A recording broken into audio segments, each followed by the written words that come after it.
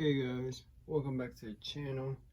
Today's review, we're going to be checking out DC Multiverse Batmobeast.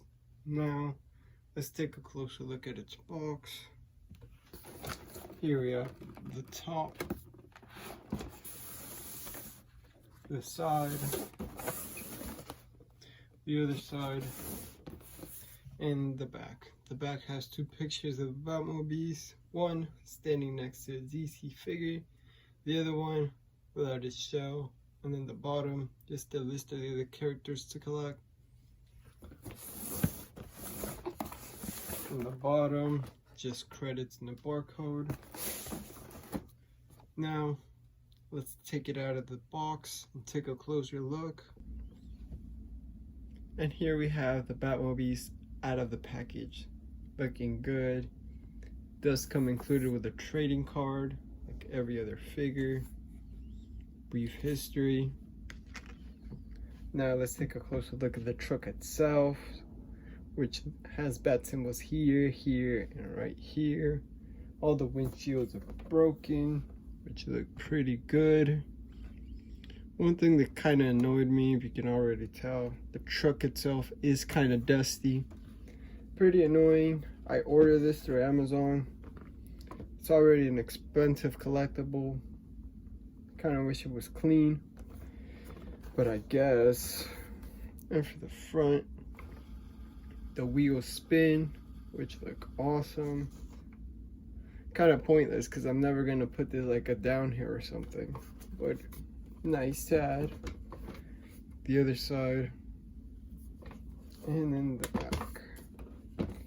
I think this could have used some paint, like at least here, it would have looked nice. The back, the windshield is also broken.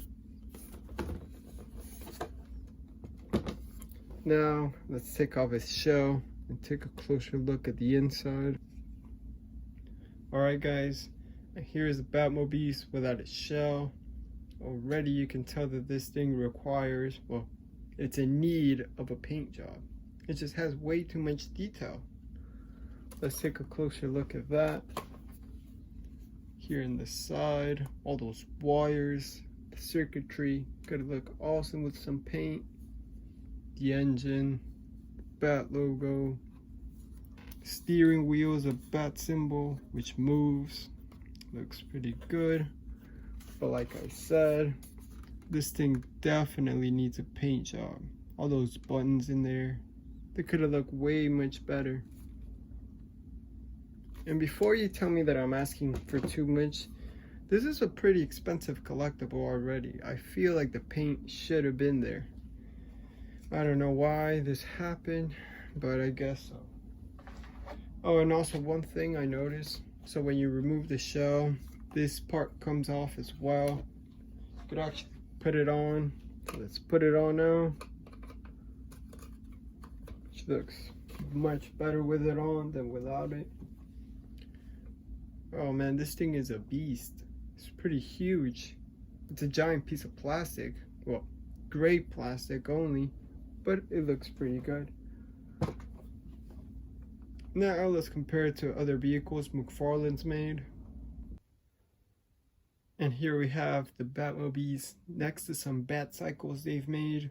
Like I said, this thing is just towering over those vehicles. Now let's take a look at it next to some other figures. And here we have the Batmobeast next to a couple Marvel Legends. And here is the Batmobeast next to some DC Multiverse. And even with these figures, this thing is still pretty huge. That's what she said. Alright guys, that's gonna do it for the review. Let me know what you guys think. Are you gonna get the Batmobeast? Do you think it's worth it? I think it is, because I mean, looking at it right now with all these other figures, I think it looks great.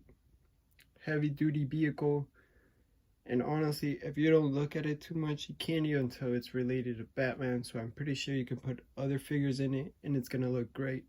One thing I noticed though, so here in the shell and the actual figure, it has this face, while on the on the trading card, it actually has a different face. Kind of lame that they just used the picture and the packaging, because like even in this little corner you can tell that's the gauntlet of the Batman figure they use. But I don't really care too much about the card. The face is just kind of different.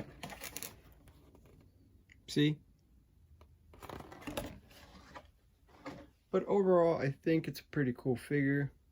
I feel like this is going to look great in anybody's collection. Thank you guys for watching. Until next time.